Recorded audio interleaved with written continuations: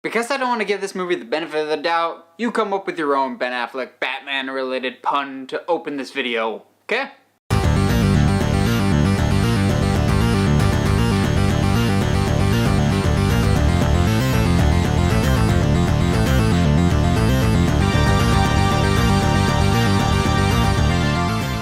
Hey movie fans, so I just watched Daredevil, the 2003 film starring Ben Affleck, often heralded as one of the worst superhero movies of all time. This movie was so bad. This really does live up to the legacy that I had heard so much about. It is so early 2000s cheesy. I had some fun watching it, but also it was just bad. But thankfully, there were in fact 5 good things about this movie. Starting us off at number 5, we had the opening shot. The script for this is incredibly hokey, but this opening shot was actually pretty cool.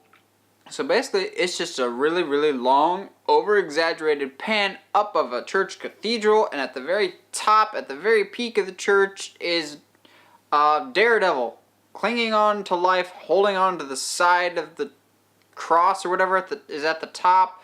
It's a very cool visual. It looks like it was ripped right out of the comics.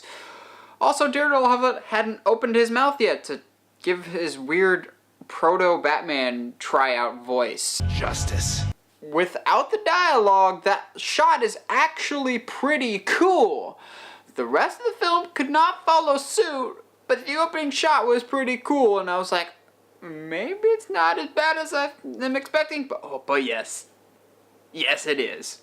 But at number 4, we had a cameo that I was not expecting. So lately, I've been really getting into Friday the 13th. I've been playing the game, which is super glitchy, but it's quite addicting, and been binging a lot of the movies. I'm fully caught up now, and to my surprise, the most recurring actor that plays Jason, Kane Hodder, is in this movie as a bodyguard. So in a sense, Jason Voorhees is in Daredevil. I'm watching this with my wife, and I just paused the movie and I'm going, wait, is that Kane Hodder? She's like, who?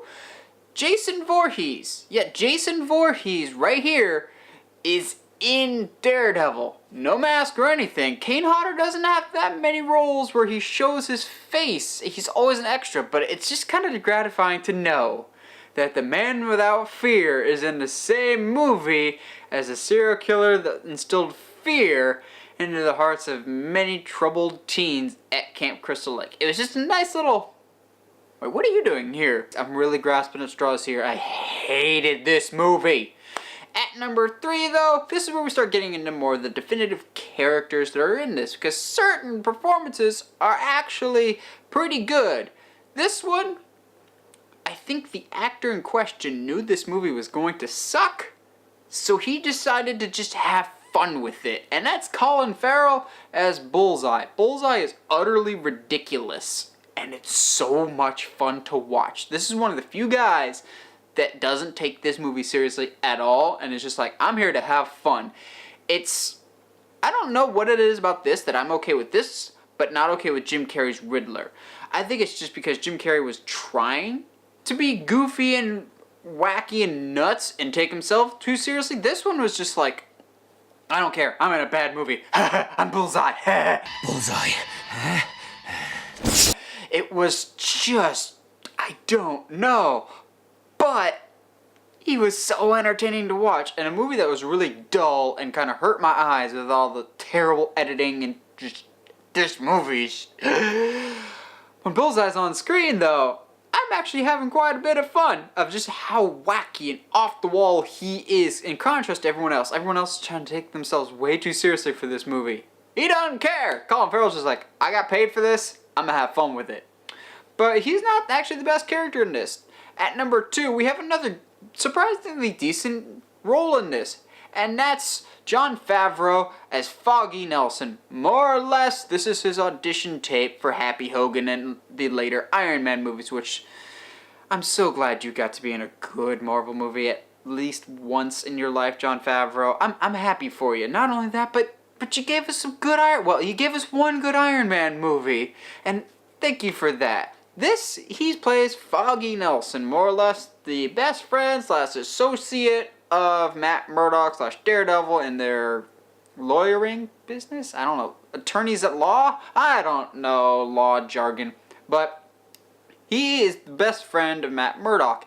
And he's actually one of the only characters in this with charisma and is actually entertaining. He basically is just Happy Hogan from Iron Man, but when everyone else is just terrible, you're gonna welcome Happy Hogan with open arms. He's a lot of fun. He's got some really good one-liners. I forget what the line was, but he had one line that actually made me laugh out loud. Intentionally. Like, it wasn't one of those so bad it's actually funny, but the line in question actually made me laugh because it was supposed to be funny. Jon Favreau's a really good actor and a really good director when he wants to be. He's actually one of the best directors working now. I'm sure he wants you to forget about this movie, but credit to the man, he still gives it his all, even in a terrible movie.